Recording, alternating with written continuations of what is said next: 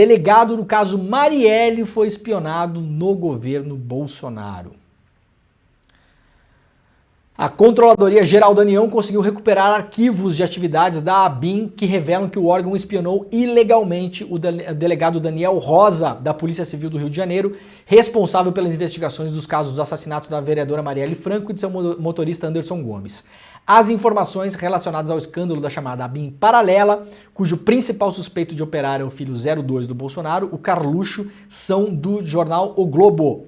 De acordo com o levantamento da CGU, em 2020, o agente federal Marcelo Bormevetti, que seria o responsável, seria o tal do faz tudo lá dentro da ABIN, sob comando do Ramagem, imprimiu dados relacionados ao policial fluminense que atuava nas investigações do duplo homicídio. O monitoramento do crime de repercussão mundial da ABIN paralela ocorreu entre os anos de 2019 e 2021, ocasião em que a promotora que liderava a força-tarefa do caso, Simone Sibilo, também foi monitorada. Portanto, é o segundo nome envolvido no caso Marielle, monitorado pelo que está se chamando de ABIN paralela. Muita gente não gosta desse nome porque não era a ABIN paralela, era de fato a ABIN. Eu vou aqui discordar dos colegas. Não era a ABIN, não era. Muita gente na ABIN se insurgiu contra isso, muitos funcionários de carreira viram o que aconteceram, alguns participaram até de denúncias, alguns outros falaram com a imprensa, isso é uma coisa que eu posso garantir para vocês, falaram com a imprensa, ajudaram a denunciar. Aliás, o nome desse Marcelo Bormevetti surgiu já em 2020, lá atrás, por denúncia, inclusive por insatisfação de funcionários da ABIN. Então não é que assim a ABIN foi usada. Não é toda a ABIN. Vocês imaginem se o governo Bolsonaro tivesse feito um esquema de investigação ilegal na Polícia Federal. Não poderíamos dizer que é toda a Polícia Federal, que é um órgão gigantesco. Então é de fato uma ABIN clandestina, uma ABIN paralela, uma ABIN, chama lá como quiser. Mas não é a ABIN toda. Né? Era um grupo, principalmente de pessoas que tinham sido levadas de fora da ABIN. A maior parte das pessoas que nós temos notícia até agora, dos nomes que saíram, que participaram dessas investigações ilegais, clandestinas, criminosas, sequer eram funcionários da ABIN. Uma parte deles eram delegados da Polícia Federal. Um nome, pelo menos, que saiu até agora é um militar do Exército envolvido.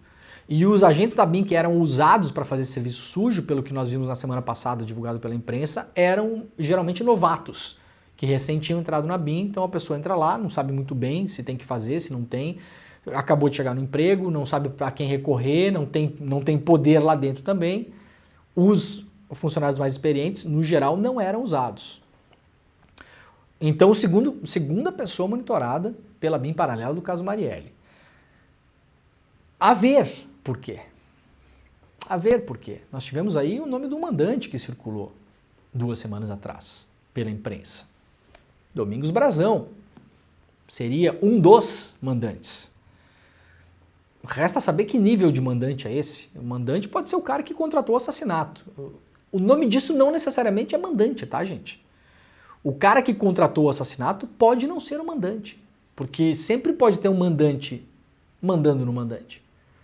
E sempre haverá vários interesses múltiplos num assassinato desse tamanho, que não é decidido da noite para o dia nem por uma pessoa só. Por que a família Bolsonaro mandou, pelo que sabemos de notícia até agora, o que temos é pouco, tá? Não temos ainda detalhes, o que sabemos é que informações e currículos da Simone Sibilo e desse delegado foram impressos pela ABIN paralela. É pouco até agora, tá, gente? É pouco. Os caras terem impresso o currículo da promotora. Mas, ao mesmo tempo, assim, por que isso interessou a ABIN paralela?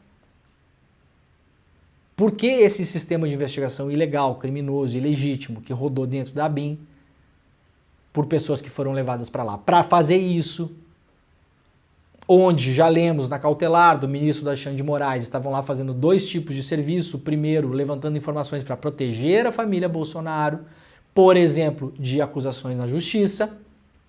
Flávio Bolsonaro, no caso das rachadinhas. O próprio Marcelo Bormevetti, esse cara que foi levado lá para dentro, era o cara que era o responsável por levantar essas informações para ajudar na defesa do senador.